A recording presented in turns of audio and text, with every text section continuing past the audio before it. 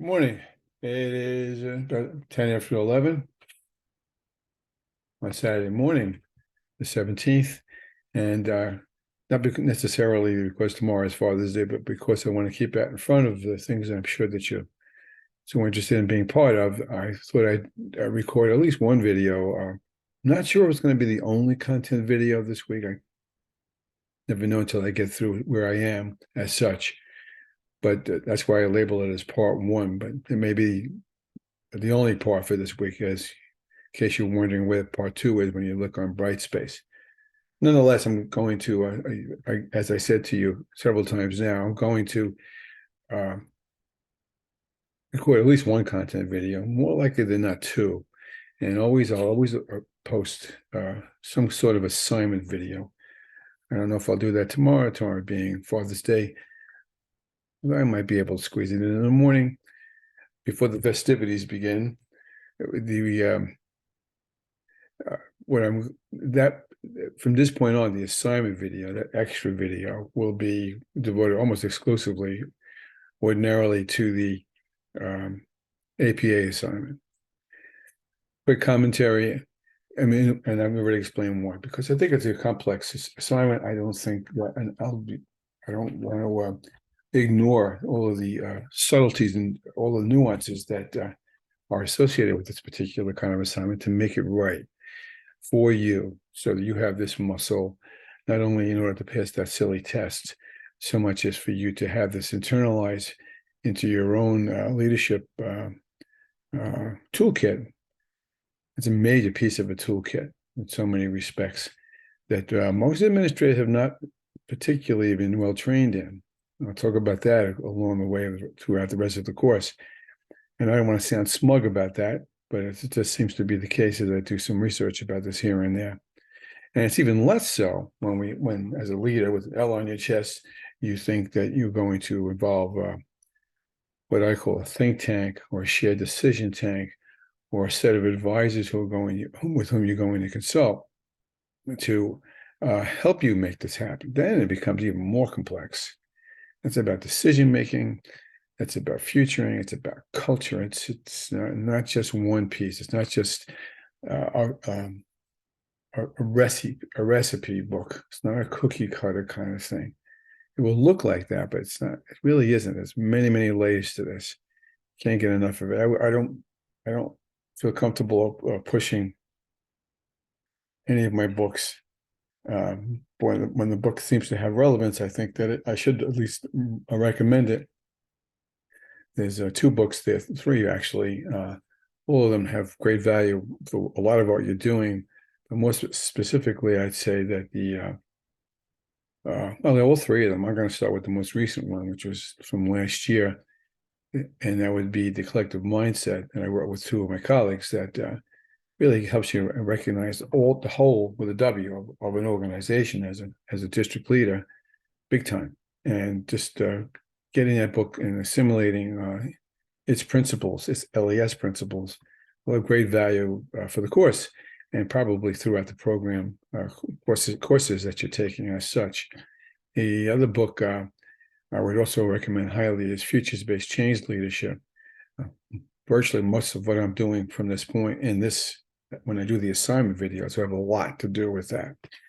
And then if you're looking for some more specifics, I would say futuring is planning is futuring, or maybe it's the other way around. I never remember the title of that book. But in either case, that's kind of a handbook to go with the Futures-Based Change leadership book. It kind of brings it down to the street, so to speak, to make it more applicable. So those kinds of books are the books that you need in your as I said before, in your toolkit or in your practices that you need to really thread throughout any kind of leadership that you intend to run, whether you're going to run a school, a district, be the commissioner of education, or run a department, or really run much of anything, because they're really the same themes if you think about it. Okay. So I also wanted to say, I haven't looked at all the discussion question responses, but the ones I look at are very pleasing. You're doing a nice, thorough job. I'm still trying to decipher what some of those pictures are meaning, and that's the idea. Like, smile. We're going to be spending a lot of time with the culture word, the C word. There's a lot of C words here: culture, collaboration, collectiveness.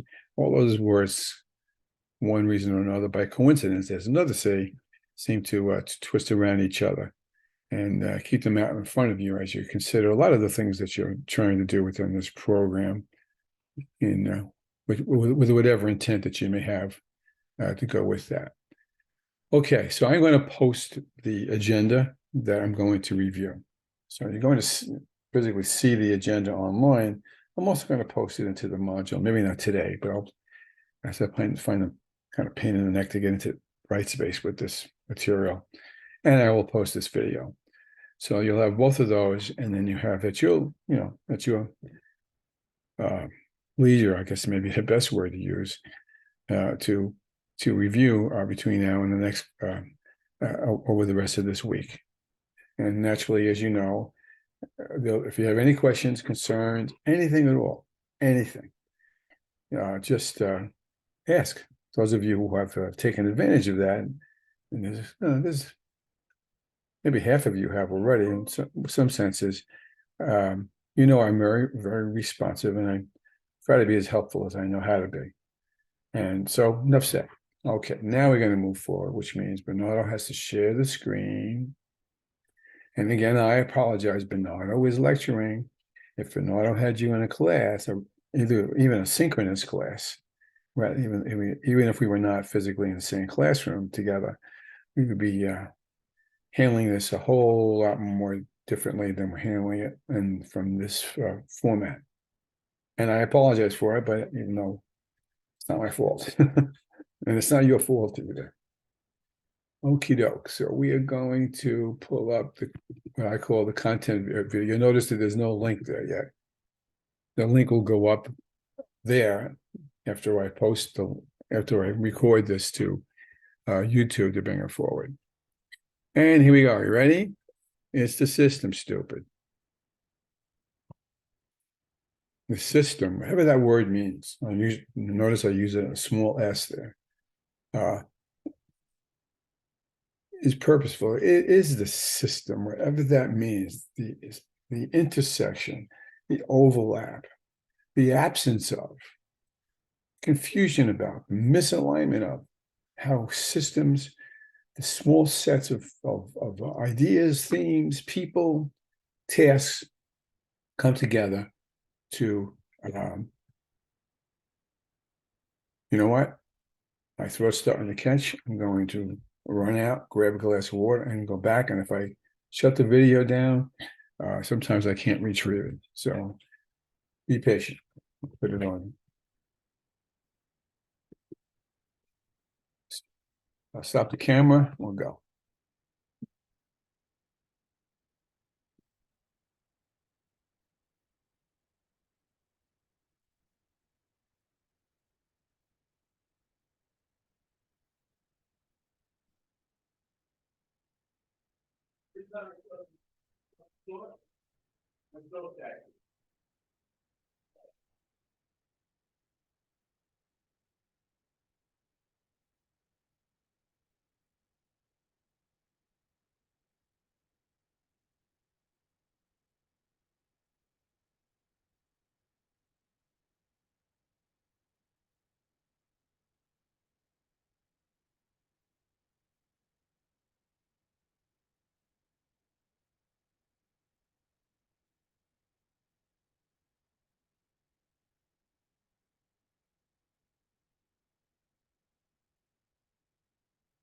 Take that out later. I'll take it out yourself.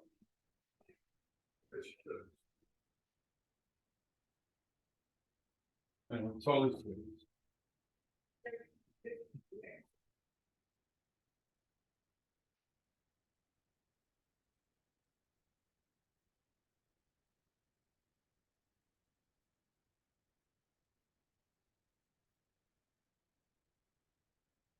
Okay, it took longer than I thought. I wouldn't exactly tell you why. My wife and I were trying to talk about who should take out the garbage. And then I started to think about whether that had anything to do with the culture in this family. And it does, but maybe I'll come back to that later. Start to share again. All right, here we go. Is the system stupid? I mean, you think about, you hear this word all the time. When the COVID pandemic hit, and I have strong feelings about this, as you know. When the COVID pandemic hit the world, hit the United States, hit each individual school system, breakdowns occurred. I'm oversimplifying, but the short way to look at it is the systems were not prepared for a pandemic. I think we're going to agree with that. What leaders really need to have their arms around is what their system looks like. Now, I'm using the word system differently than I would use it as culture. I think system is part of culture. It even explains the culture to some extent, but it's not the culture. System is the structure that the culture may be representing. Perhaps is another way to look at it. Now, what I'm going to do is show you. Usually when I post a video, I want you to watch it rather than me showing it. I'll do it this time because I like this video, and it's a little bit misleading. I'll explain about that in a moment, but it does catch your attention. Here it goes.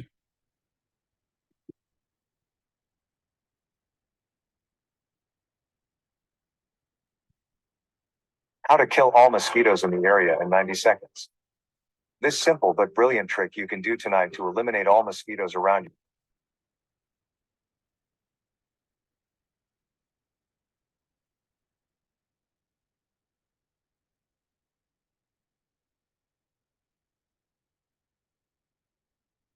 Stop there, because I'm not sure if I'm sharing it. Let me go back and take a look again before I do that.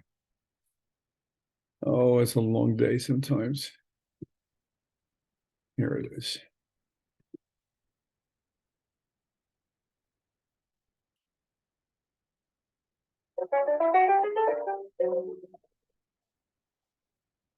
In the 1950s, the Dayak people of Borneo, an island in Southeast Asia, were suffering from an outbreak of malaria, so they called the World Health Organization for help. The World Health Organization had a ready-made solution, which was to spray copious amounts of DDT around the island. With the application of DDT, the mosquitoes that carried the malaria were knocked down, and so was the malaria. There were some interesting side effects, though. The first was that the roofs of people's houses began to collapse on their heads. Turns out the DDT not only killed off the malaria-carrying mosquitoes, but it also killed a species of parasitic wasp that had controlled a population of thatch-eating caterpillars. Thatch being what the roofs of the Dayak people's homes were made from. Without the wasps, the caterpillars multiplied and flourished and began munching their way through the villagers' roofs. That was just the beginning. The DDT affected a lot of the island's other insects, which were eaten by the resident population of small lizards called geckos. The biological half-life of DDT is around 8 years, so animals like geckos do not metabolize it very fast. It stays in their system for a long time.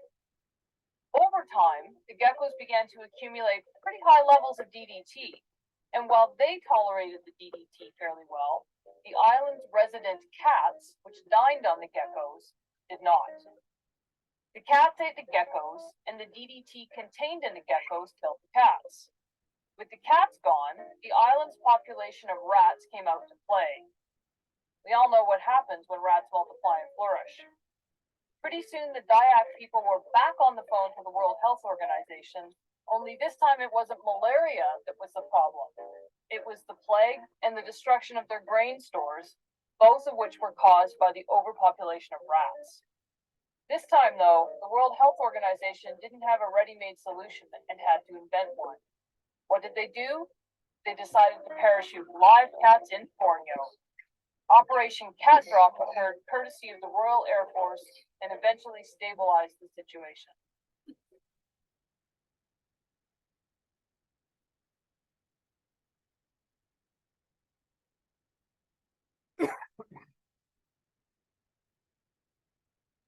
I apologize. I still got hit with my old dry throat thing when I talk. I'm not sure if this is what Bocelli has to go through when his throat is scratching after he sings an aria. Yeah, the last sentence is pretty good. It's not the whole premise we're going to talk about in a moment, but I'm sure you'll see where I'm taking you very shortly. If you don't understand the interrelatedness of things, solutions often cause more problems. And the Borneo story is a great one to hear and to see as such. True story, too, as a matter of fact. And there's plenty of other stories like that, especially ecological ones. Ecological ones seem to are really great or not so great examples of how we ignore systems as such. But in the school system, superintendent may say, for example, well, I'm not really, and I kind of was just did this myself, more nearly as a principal than as a district person, which was sometimes I'd ignore certain things. I didn't have a lot of patience for custodial things. Just quite frankly, where I was much more interested in instruction, and I threw all my love at instruction every way I could. And until my faculty started to come to me, I was brand new principal at the time, and said, "You know what? This school's filthy." I had gotten a new custodian whom I didn't know. He's assigned to me, and it turns out the man needed some religion about how a school should be clean, and I was ignoring it. In fact, my secretary finally yelled at me. She says, "What are you doing?" And I was ignoring an important subsystem of a school, which is custodial services. That's on me, and it's easy to do it. There's so many systems to juggle up there, those little balls up in the air, and sometimes people multitask the red balls and ignore the green ones. If that's a mixed metaphor or not, and that's where we're going with this particular agenda. It is a system, stupid. Okay. There's a Negro slave spiritual song. You probably never heard it. It's called "The Toe Bone is Connected to the Foot Bone," and I'm not going to sing it for you, but essentially, it basically say, well, the toe bone is connected to the foot bone is connected to the ankle bone is connected to the shin bone, and the song goes all the way up to your head, and in between there's a chorus about something. Hear the praise of the Lord. All right? But really, now you think about it, my being a hypochondriac, don't tell anybody, but I've been known to be a hypochondriac. When my mother passed, I inherited a hypochondria. She was really good at it, and I think I'm probably almost as good at it, or maybe better. But let's get away from the silliness and say, well, if something hurts, whether you have a hangnail, or whether you have a headache, or you broken a bone, or you think of anything within the organism, the whole with a W that you are, that's all subsystems. The nervous system, the skeletal system, the digestive system, the muscular system. Go all through them in your own minds. When one of them is out of whack, everything else is out of whack. Watch a baseball player who can't run because he's got a tweak in his ankle and everything else stops. And then think about that system whole affecting the whole of a team, for example. Judge hurts his toe. Okay. He can't play. The Yankees lose. Watch how the systems rumble back on each other. Ripple back is probably a better word, or ripple forward or sideways sometimes. A virus somehow gets out of a lab in China and millions of people die. All right, now, let's talk about Peter Senge for a little bit. Peter Senge has written, I know of, 3 books, probably more now. Well, no, he's written several more than that. His most famous book is called The Fifth Discipline. It's written about 30 years ago now. Deadly book to read. Really, the man he's a wonderful thought leader, but he's not a great writer as such. It's difficult, but a difficult book to read. I read it 5 times for my no pun intended about the title, in order for me to get my arms around it in terms of research I had begun to do about shared decision making at the time. But Senge comes up, and Senge, by the way, is not isolated. His research is in the family tree of Edgar Schein, whom we have begun to talk about and will continue to talk about next week, to really see how these guys are all connected. Curiously, they're all out of the same college. They're all out of MIT in the something school of management at MIT. So they're all out of that same school system, School of Business and Management, in this case, out of MIT, and MIT being a pretty influential place in terms of the quality of its research, has created a whole family tree of people like Senge, Schein being a predecessor of Senge, and we'll talk about another man, Scharmer, who was a kind of a descendant of Senge as such, for whatever that means to you. I know this is not a theory class, but sometimes theory does mean something to people as such. Senge came up with the premise of learning organization. And it's a scary term to use in an educational leadership course. And here's why, at least for me, and I think for other folks, think about it for yourself as true or not true. When I hear the term learning organization, I instantly think school. It's a place where kids learn, people learn. And the fact of the matter is that that's not what he meant. It's simpler than that. What he meant was a learning organization is an organization that learns. And I'm not being a wise guy by saying, by oversimplifying that. Learning organization is an organization that learns in order to continue, to sustain itself, to thrive, if anything else. Metaphor I'll use for a moment is a garden. That's a kind of learning organization, because you, as a gardener, if you are one, there's a lot of things you have to pay attention to for the whole with a W to flourish and to grow. You may get sunlight for that garden, but you may not, if you're not watering it, that garden, not going to flourish. If you plant things too close together, you're going to have them compete for whatever moisture is there or nutrients are in the soil, and it's not going to be a very successful garden. If you think of a school as an ecology, there's a concept that you probably have, I don't think you've thought of a whole heck of a lot. You begin to get a different viewpoint about how a district superintendent or her co-leaders, her colleagues, and who work with her and for her have to collaborate. So a learning organization is a system that continues to learn. Let me give you some negative examples. Here's the first negative example. I want to say probably this is 2023, probably a little more than 100 years ago. I'm going to go back 110 years, 115-ish. A thriving industry in the United States was blacksmiths. These burly guys with muscles in their pinkies would be, among other things, with their own hands, pound iron, or rather steel, into horseshoes, because the primary form of transportation was horses. That's how we shipped things. That's how we got from here to there, unless we were taking a train somewhere. Okay, now along comes the automobile.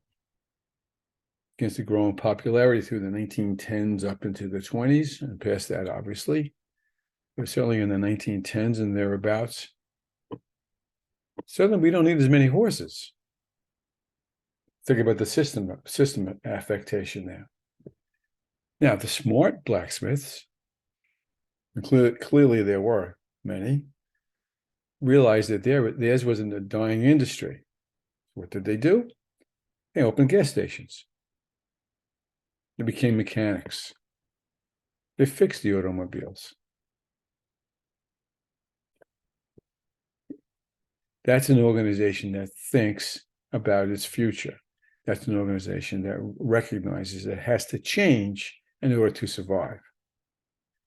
Another one that's before your time, not before mine, but before yours. I can't give you the dates as such. I want to go back into the 70s, maybe 1970s, maybe the 80s. I'm not sure about that. Rochester, New York was was the home of Kodak Industries. Kodak was pretty much the dominant employer in Rochester, New York, and most of the people either worked for Kodak, process film to make cameras, or they had a side industry that supplied Kodak to do what they had, what they give them what they needed. Well, lo and behold, digital cameras start to emerge. It's pretty hard to buy film nowadays. I know you can get it. I know there's things to go with that. I mean, there were times when there were vinyl records, which I understand are coming back, according to my grandson, where vinyl records was the only way you could really play any music in the house. And now we have little thumb drives, and then we're streaming things and so forth. And speaking of streaming, think about this. Might be within your lifetime, not all of you, but probably, I'm not sure what the fraction is, but some of you will remember this. At one time, there was video cassette recorders. I'm going to say 30 years ago, maybe a little more. And you wanted to see a movie that wasn't already on television or in theaters, you would rent the movie, or you'd buy a video cassette, and you go to Blockbuster, among other places. So people on Friday nights would wait for the latest videos to come out and try to race to Blockbuster on a Friday night to get the first version of whatever movie was at that time. I'm going to say The Godfather because it's my favorite movie. Right? You wanted a copy of The Godfather? You had to be there on Friday night at date X, time X to get it. And Blockbuster made a lot of money. But Blockbuster wasn't paying attention to the changing times. And along came Mr. and Mrs. Netflix. And Netflix, tracing this back a little bit, Netflix at that point realized that they could mail people this newer thing called DVDs. And now you could mail people DVDs and then have them return them. Clean business, 1, 2, 3. You didn't need a storefront. And Netflix, or rather Blockbuster, began, and all those video rental stores began to rapidly lose their hold on that chunk of the economy. But Netflix wasn't stupid. Netflix also went ahead and realized after that they couldn't stay in business just doing that. So what do? They began to produce their own movies, their own content. And we call that streaming. That's a company that stays ahead of itself.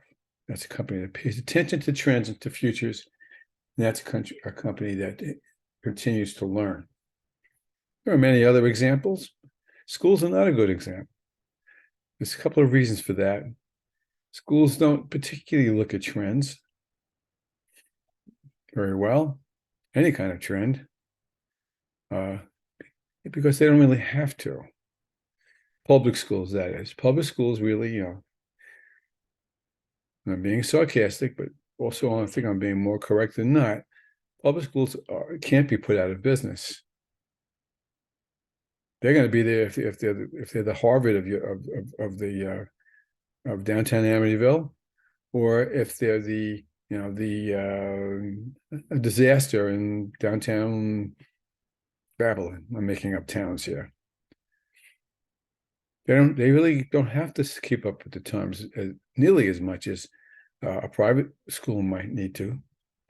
And I'm not advocating private schools, not at all.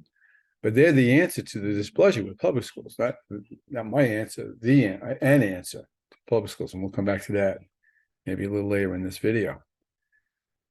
Again, because the school system, the public school systems are kind of impervious to that because they're not as held nearly as accountable as they want you to think. And so they get away with stuff.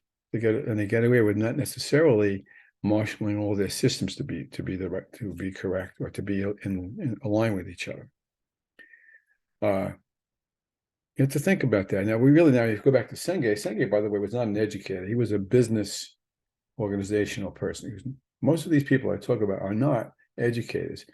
The research about leadership, any kind of leadership, political leadership, economic leadership, industrial leadership, precedes educational leadership theory by about 10 years. I'm generalizing. Education kind of picks up leadership trends and emphases about 10 years if it's already been adopted or not by businesses. So Senge came and went in the 1990s.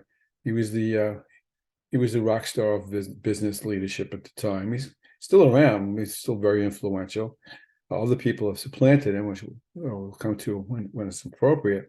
But his points of view certainly can't be overlooked, cannot be overlooked. And they were really a great point for conversation among all of you. It's possible you've learned about Senge from some other courses. I'm hoping that you did, but what I'm going to do is just go with that a bit more, okay? There is a PowerPoint in a module. If you need to understand it that much more clearly, feel free to do that. Well, I'm just going to take a moment to move you through the 5 disciplines that he talks about. So we roll back. He talks about learning organization, and he talks about,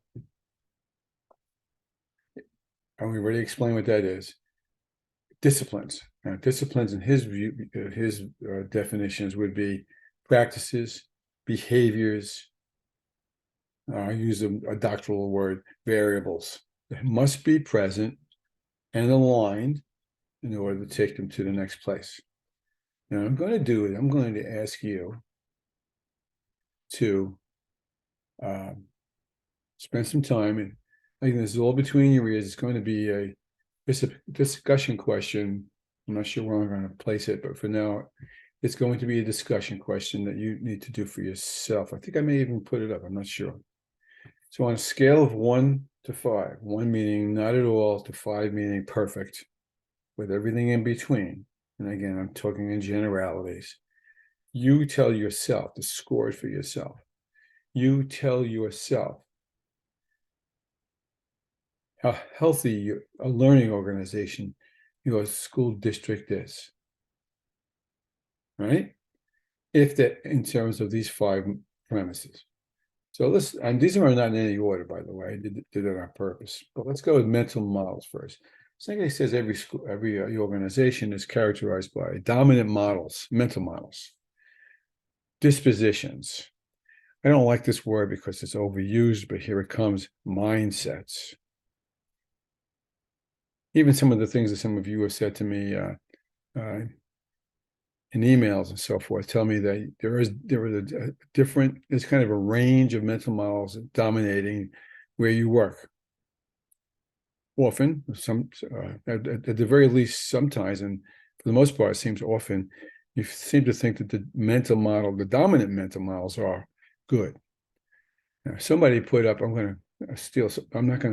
somebody put something up in a picture that kind of speaks to this, and I'm not going to I was going to use that metaphor, but I'm not going to use it now. It's really is what it is what lies beneath. What is happening underneath that you don't see?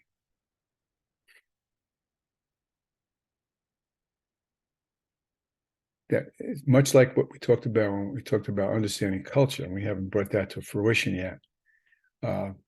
What's the dominant mental models? Are people will people listen to each other? Will people talk to each other in the first place? People share ideas and act on good ideas for everybody, so forth. Or is it a negative kind of place where everybody sort of goes off into their corner and hides off in a corner someplace? I remember I was administrator in my high school at one point, and I don't think it exists anymore, but because you're not allowed to smoke in the building anymore. But first of all, you couldn't go into one of the 3 faculty rooms that I remember because you couldn't see where you were going. There was so much cigarette smoke. It was the one place where teachers could smoke. But even if you went in there and you put on an oxygen mask and got in there, the people who were doing the smoking were probably the most, I'm going to get in trouble for saying this, some of the most negative, in many senses, horrible people I've ever had anything to do with. Hated everything. Hated wherever it was going. Nobody could do anything right. And essentially they were theory Xers in many respects, were there for the money, or they were so turned off by what the administration leadership had done that they just sort of checked out. They were there, but they weren't there. You've also run into people like that who have negative mental model. Senge would argue that you don't try to bury those people in a faculty room. Neither do you get into fights with them. What you try to do is hear what they're trying to tell you and listen to what they're trying to say and exchange points of view, which brings us down to, well, I'm going to go over to team learning for a moment, where a group of people may say, let's listen to each other. Let's hear what each other has to say and see if we can find some commonalities or ways to dilute some of these viewpoints. That's the healthy organization. The organization that tries to work with all points of view, because sometimes differing points of view are healthy to consider. Could give you plenty of stories about that. But everything, again, to come back to Senge's point, every organization has some dominant mental models, and how they deal with the models is really what that's about. So on a scale of 1 to 5, how would you rate your school district's ability to tolerate disagreement, even encourage conflict sometimes, to figure out ways to make it right for everybody? Scale of 1 to 5. I'm going to just put a number down there for a purpose. I'm going to say 2. And I'm not thinking of any particular place. I'm just going to do this as an example. Now, connected to what I just talked about, but also separate and apart from, according to Senge, every good organization has taught its people how to work together, how to learn together, how to solve together, how to hear each other. You can see how that goes hand in hand with mental models. By the way, these are all twisted together in a Rubik's Cube approach. In this case, the team learning approach here associates the idea with learning how to be smart together.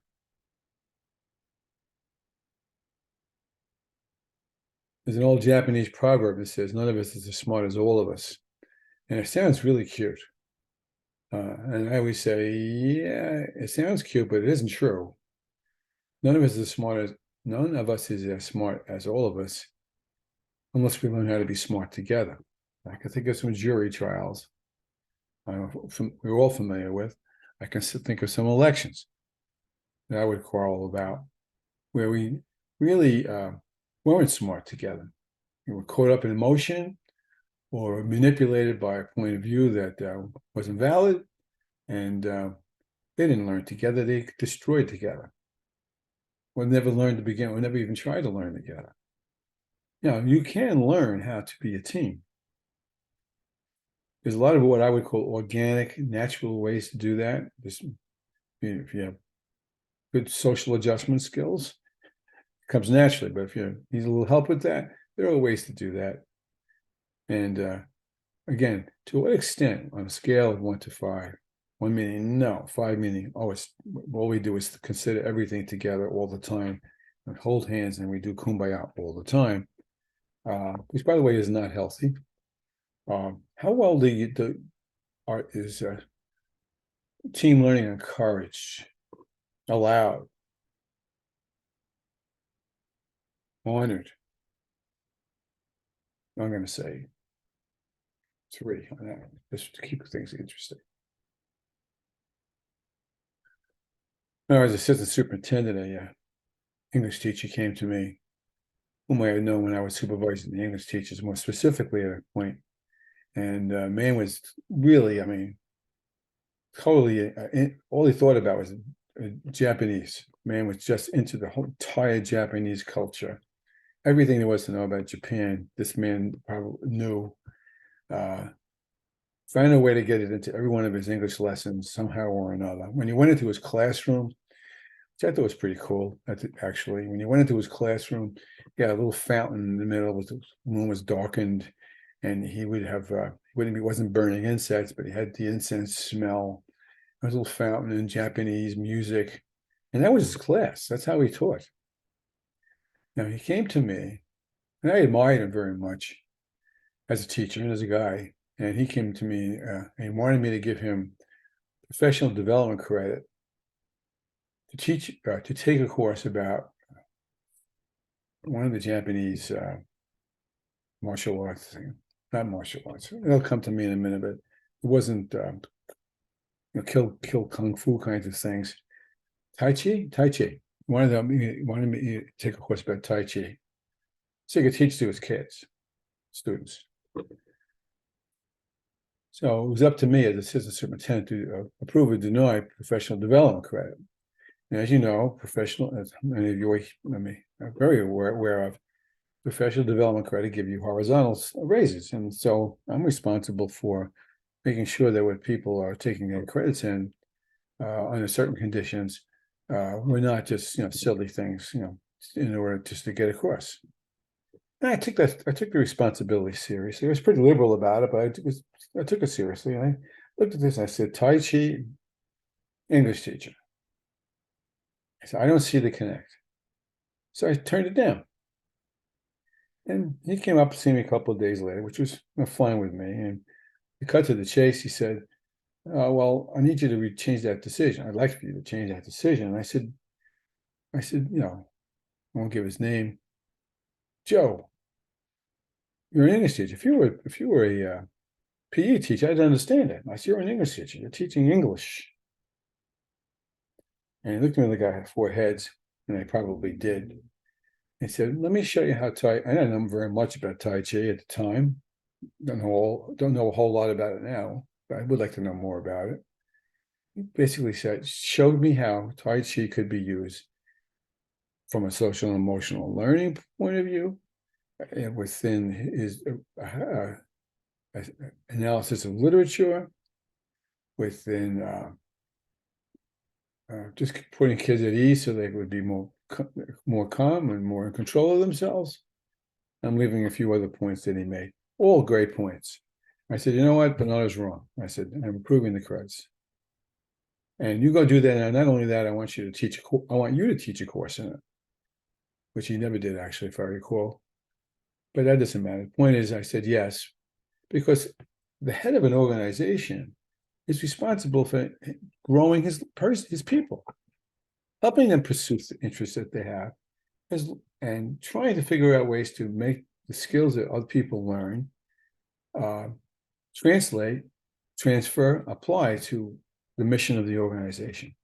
He was clearly meeting the mission of our district. Clearly, I missed the boat on that, but happily I was humble enough to take my decision back and basically say, okay, because it's our responsibility to nurture our people. How often are you nurtured?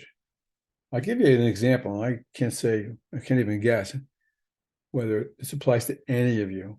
It used to happen pretty often. I'm not so sure about that now. But how many of you had an administrator whisper in your ear and say, you should go get your administration degrees? You should go get them. You would make a great leader. You have to raise your hand. Just think about it for a minute. If someone came to you and said that to you, you could probably say that personal mastery is honored, at least by the person whom you spoke to. And if nothing else. So broadly speaking, think of personal mastery as the extent to which your organization has good professional development, if not great professional development, and if it doesn't take the time to help every individual in their organization become the best they can be, because that can only help the organization. Shared vision is a word I could spend 30 hours on all by itself. And at the same time, I have a tendency to dismiss it because it's, I think, an abused, twisted around, over understood word as term as such. But I'll go with that for the moment. By the way, on the personal mastery, I'm going to say 4, just to have some fun with that. Shared vision is a lot more tricky than people think that it is. It's not about whether there's a mission statement across the top of your doorway as you walk in. The XYZ school district vows to do this, to this, to this. If no one's ever looks up at it and knows it. I know a school district, I don't know if they still do it, but I know a school district that used to recite the mission statement after the Pledge of Allegiance in the school. I always admire that. it lent a symbolic substance to the vision. And I would hope or imagine that it probably contributed to a school that, against a lot of odds, was working very hard to meet a mission and to meet all kids' needs to the best that they could. All right. And now the question now for you is, to what extent people know their shared vision in their organization, share it, and or believe in it. There's so many root cause issues are about the fact that we take it so much for granted we don't really necessarily believe it anymore. I'm gonna give that again. I'm making this up. And then the systems thinking. We spoke about that earlier on. I could give you a million examples about this. Short story is, how well does your district pay attention to the integration of its systems so they harmonize? You go back to my custodian for a minute. I'm not picking on him. At this time, I'm giving him credit. I was running a shared decision-making meeting. We were planning for of all things, I'm not sure they do them anywhere anymore, a science fair. And it became a big deal in the district, in the building, I should say, in this case. I asked one of the teachers to work on it. She put together, with some help from our colleagues, terrific plan, what all the different grades were going to do, what night it was going to be, and all these other things. And I was pretty pleased with how things were coming together. Notwithstanding the fact that science fairs really have no impact on achievement in science. But that's something I learned backwards several years later. But it certainly did unify the school to pay attention to what science was about. So while we're talking about the plan, we're putting the plans really in its final stages. The custodian's there, and he was part of this committee. He has a little clipboard out. Basically, usually didn't say very much, but he's doing this. He's shaking his head left to right. And he was kind of irritating me a little bit. I said, okay, Joe, looks like you have a problem with this. And he says, yeah, well, it's not going to work. I said, excuse me, you got everybody's attention when he said that. See, it's not going to work. How can you have a school full of, on a Friday night, how can you have however many kids we're going to be doing it that night? I'm going to see a couple hundred showing their projects off, when there's maybe 5 outlets in the whole. You're going to do it in the cafetorium. When there's only 5 outlets in the whole place, he said, well, blow the whole place up. There's not enough power. So I scratched my bald head. I had more hair then than now, but I scratched the top of my head. I said, oh, okay, let's talk about that as an issue. And the other thing he said was, you need to know or realize that I only have, it's Friday night, I only have one night custodian. So in order to clean the place up when this is done, I'll have to bring in at least 2 other guys, and that's overtime. And I have no overtime funds allotted to me. So okay, that's 2 problems. Short story is we saw, with the help of the custodian and with all deference to him and his intention to try to make it right as such, we fixed both problems. I don't remember how, but we did. Because I wasn't thinking systems again. I kind of fancy myself a systems thinker. And yeah, when you're a superintendent and things are coming at you left and right, and the bullets are flying, and the bombs are falling, and the enemy is coming over the side, you don't necessarily have the time to think about, if this happens, then that happens. And it was one year where the superintendent said to me, as his assistant, we're going to change the bus schedule. The late schools are going to go early, and the early schools are going to do late. Just make it so. So get this whole thing done. I saluted, okay. And we had no idea about how the whole community was affected by that flip of times. They've been doing the same schedules for 20 years. The religious instruction people and the team coaching outside and babysitter issues, all were just completely ripped up. We did do it, but again with much more planning than we had originally figured ahead for, because that's the kind of world out there system crossover that needs to be considered. So again, you tell yourself, don't tell me what you could tell people if you want to in discussion. Please understand you should keep your district anonymous. And please understand anything that's written there is sacred. It's not going from me to anywhere else, and neither should it come from a student, a fellow colleague student outside anywhere else. With that as the two provisos, how do you see this one? I'm going to say, again, I'm making this up. I'm going to say that's a 2 for this make-believe place I'm talking about. Now, add it up in your head and divide by 5. Let me do mine. 2 and 3 is 5, and 4 is 9, 10, 12 divided by 5 is like 2.4. Now, if I just went back to the scale I gave you, that's like a little bit above. If you worked in a school system that looked like that, there'd be lots of things to fix, to align, to pump up, to rearrange. All the more reason to recognize how these things fit into what goes on here. And for me, that's really what I wanted to bring to you here. And again, you'll see a module that's much more complex. Some of it's a little bit repetitive of what I just brought up, but it's certainly a point to consider. On whole with a W, and I'm overgeneralizing probably, this is a district function. Certainly there's building functions that are similar. The district is the place where they're expected to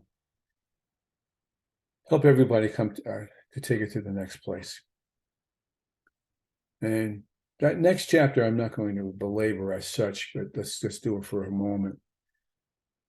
And I guess it kind of ties back to that chapter. What chapter is this? Chapter 4. All right. By the way, I'm dancing around in these chapters. But your job is to go find where I danced and to read it. I mean, that's the best, at least for now. Let me find other things. I will find other things to do with that text. But for the moment, the text is a source. I'm the ultimate source, he said arrogantly. But that text is your other source, as well as the materials I post up that I expect you to watch or to read, or both. Chapter 5 is about motivation. Now, motivation is a curious issue. There are studies on studies on studies connected to this. We're going to talk about shared decision making a couple of weeks from now, and the motivation piece becomes something interesting to pay attention to. For the moment, I'm going to oversimplify. Well, let me do it here. I mean, the shortest way to put it, and now we have Soraya in this class, who could probably help us understand some of this. She's a school psychologist, would be there's 2 kinds of motivation. I mean, broadly, intrinsic and extrinsic. External validation, internal validation. Some people thrive on external validation and make it their intrinsic because that's where they think it's coming from, and others don't need that. They find ways to motivate themselves and dedicate themselves to what they need to see happen. Okay.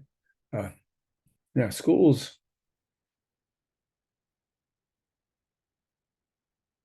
in my mind, and I think Wohlstetter would say this too, I'm just going to point that out. We're going to talk about Wohlstetter in a couple of weeks, but Wohlstetter identified. Oh, stop.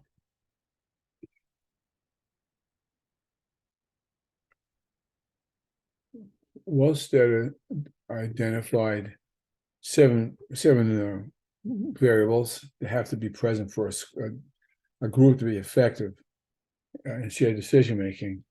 But one thing she speaks about, with the research being relatively skimpy, is that in education, educators don't respond to external motivation particularly well. They don't particularly need it. That sounds a little strange. I mean, I thrived when a parent called me and said, "Hey, Dr. B, Mr. B, you're really doing well. Really, your kid loves your class." That made me feel good and made me want to continue that. But those are short-lived kinds of things. Basically, I was obsessed with being a great teacher if I could be, if I ever was, by trying to really satisfy what I thought needed to be done, because I had very strong feelings about, as a couple of you in the class have expressed to me, what instruction should look like. Still feel that way. And so that was my intrinsic motivation. If it spilled out to extrinsic, that was great, but it wasn't what I was looking for. Which brings us over to hygienes.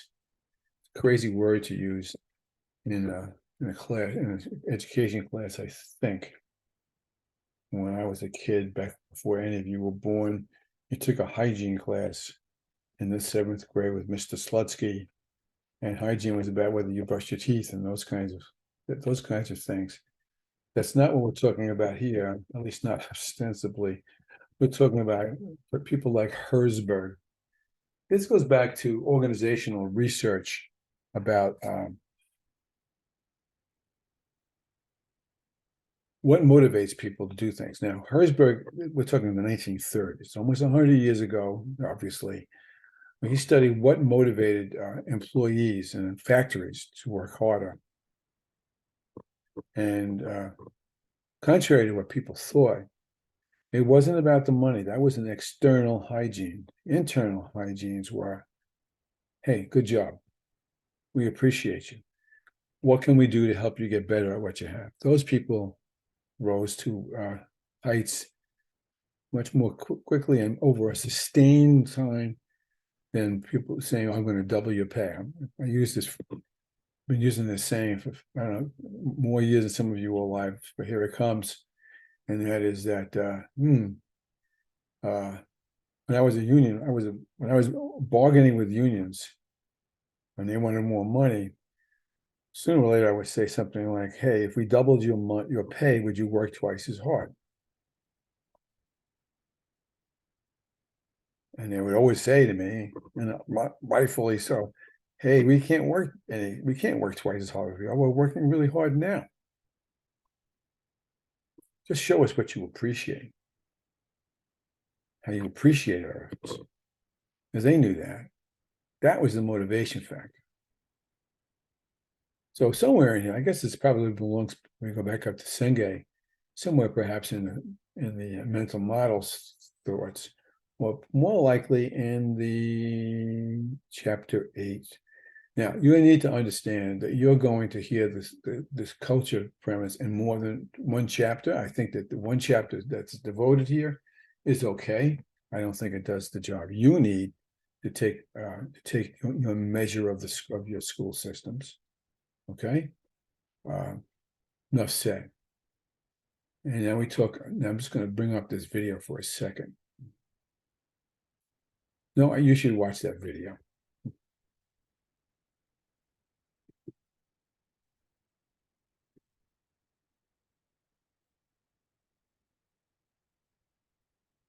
No, I'm not going to even, there it is. I'm just going to walk off from it. You need to look at that video. But we're talking about Edgar Schein. Schein is, again, a person out of the Sloan era, at the Sloan School of Management out of MIT. Still alive. He's pretty old, actually. He's probably in his middle 90s. He continues to write books and speak and espouse a lot of good things. Understand, Schein is not an educator. Schein is an organizational theorist. Okay, there's that theory word that people sometimes get a rash about, but can't be avoided. He's an organizational theorist whose principles, his LES principles, not his ALS principles, or LES principles, absolutely affect or tied back into what a school organization is. And what he said, and I think I may have mentioned this another time.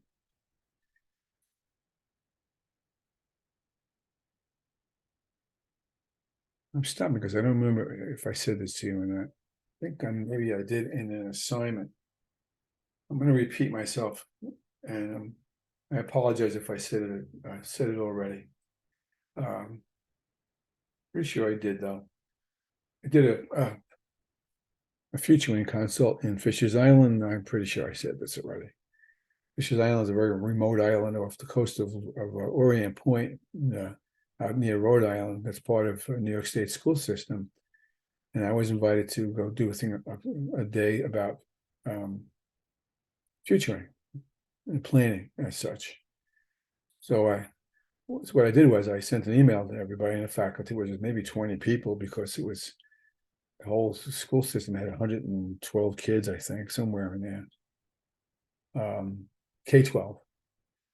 And I said, please bring in an artifact that represents, I'm almost positive I said this, an artifact that represents your school. I know that I said this. And short part of it, I should also point out that Fisher's Island is an island of maybe 2 miles square that is owned by billionaires, and the billionaires only live there in the summer. They summer there, and expect that the gardeners and the cooks and all these other people who live there year round will keep the place the way they want and help serve the people when they're there. So their kids certainly didn't go to the school system on Fisher's Island, but the workers did. Their children went to that school.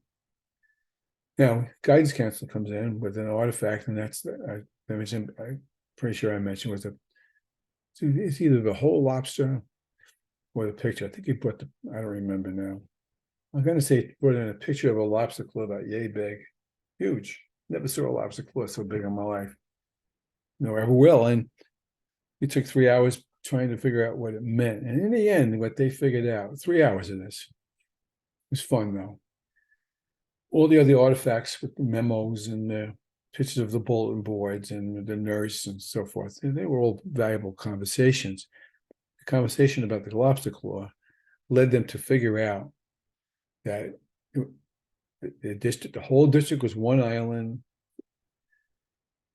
Kids who lived on the island invariably would come back, would go out. Maybe some of them would go to college or back up with the mainland to do something, but most of them came back. Not that they weren't ready to be out in the mainland, at least but by way of education. They got a good education. So much as that they just weren't ready to leave that culture. And the culture of the parents kind of reinforced that, because in the end, and of the faculty, they really didn't think that their responsibility was much more than, and I'm not demeaning that they were thinking, but I am pointing out that their culture was an island education. And so the expectation wasn't necessarily to take students to the next place. 3 hours of conversation like that. They're great conversation, the best one I've ever been part of. Now, what they did was they brought in artifacts, and the artifacts represent rituals, sometimes habits, things that we do regularly. You pledge allegiance to the flag in the morning. This is how you run graduation. These are the awards that you have. This is why the school is named after Mr. X rather than Mrs. Y. These are the things that you dig up, much like you brought in the artifacts that you have been examining over this last week or so. You have to go down deeper and look at, well, what are the values that these suggest? It's pretty hard to figure out how a lobster claw was a value, but they figured it out. I mean, there were people on that island who made a living selling those lobsters. Okay, and again, as we said before, they were working from an island mentality, which nothing wrong with an island mentality. I'm saying, right, they were working from the idea that geographically they were an isolated island, and so their values were to help support each other. Were very nice people, and yeah. I wish I had some story. I had time to tell you some of the stories, even for a little bit of time I was there. Yeah, very nice people. And then you get to the beliefs, which is probably a lot like the mental models we spoke about above. I'll give you a negative example. I may have said this before. I don't know. This is a different place I was in. We were doing this, and a teacher kind of stood up and said, well, we're looking at the artifact was student achievement scores. One person brought it in. They were pretty poor. Big gap between the special education kids and general ed, and ENL and general ed. But I forget which was more dramatic, but they were both pretty dramatic. And I said, well, tell me how you feel. This tells us what we need to know. And there was some conversation. And one person said, well, I think it means that these kids don't want to learn. And, shoulders went up, and I bit the inside of my lip because I kind of wanted to jump in on that too. But I sat back and I waited 6 seconds, my famous teacher wait time. And someone said, well, I don't know if that's true or not. I don't know why you're thinking that. But they really got into this. There was an undercurrent of people who thought that there were kids whose families didn't support. That's really where they were coming from. Their families weren't supporting the teachers' efforts to help these kids be all of what they can be. The kids of the same mindset sometimes. And it was forcing them to work harder than they wanted to work because they didn't think they could bring it off, the teachers. And I can understand some of that sometimes. Certainly it wasn't true with a whole, with a W. It was not true. And the staff, went back and forth. They didn't throw things at each other, but they really had to peel all that back. Now, what's the message behind this? What's the message behind the music? And I'm going to tell you, and that's going to lead us to the next week. All right. And that is that, and you recognize it. The superintendent's got to recognize this. Superintendent's got to know how to assess this. And we'll save that for another week. The superintendent's got to realize her influence on problem solving, on integrating systems, on how we decide, which we've not talked about yet, and how we take actions to make everything fit into the jigsaw puzzle correctly. Now, I'm going to argue that the road, not that I have recommended the book a couple of times, but not a commercial, I swear. A good answer to this would be futures-based change leadership, which really equals the capacity of the culture to integrate those things and to forecast what's coming for them. Even more complicated than that, but that'll get you off the ground. Because we're talking about transformation. Because transformation is the premise of, it represents the leader's plural. It doesn't have to be just a district superintendent to do this. Creation of or seizing the opportunities that experience offer to generate new ways to realize, new ways to act. I'm afraid to say this because it may sound callous on my regards, or I apologize in advance. The silver lining out of this black cloud of COVID suggests some of that. It was such a catastrophic upheaval of the structure, how we did things. And this is a phrase I've stolen from somebody. When we were building the plane as we were flying, we had to transform. Maybe not that well, depending on how the leadership let it evolve and restructured it. But every district had to reinvent itself up to a point that all should have been in place ahead of time. It was not. To reinvent themselves, to realize that there's other ways to skin the cat, other ways to realize. This leads us to reform. And I'll save that. No, I won't. Okay. Yes, I will. We'll come back to change, because now we're leading up to change. So when we begin the next week's video, we'll speak to change, speak to decision making, and begin to tiptoe through the tulips about futuring. Futuring is sort of an axle around which these premises circle. Theory U means where we expect people to think creatively, to collaborate, and to use all those systems, things we spoke about before, in order for the capacity of the culture to rise to any occasion, and more importantly, to create experiences for themselves, to have the preferred future that they really want to see happen. And that's a conversation for another day. Okay, so enough said. I hope that there's a lot of talking, I know, but I just there's a lot of material that we can work our way through. Be sure to watch this. Be sure to watch whatever videos I offered up, and I'll post a couple of discussion questions. Maybe this afternoon. I'll get everything back. I'll get this video up in an hour or two. Have a nice weekend. Enjoy the weekend.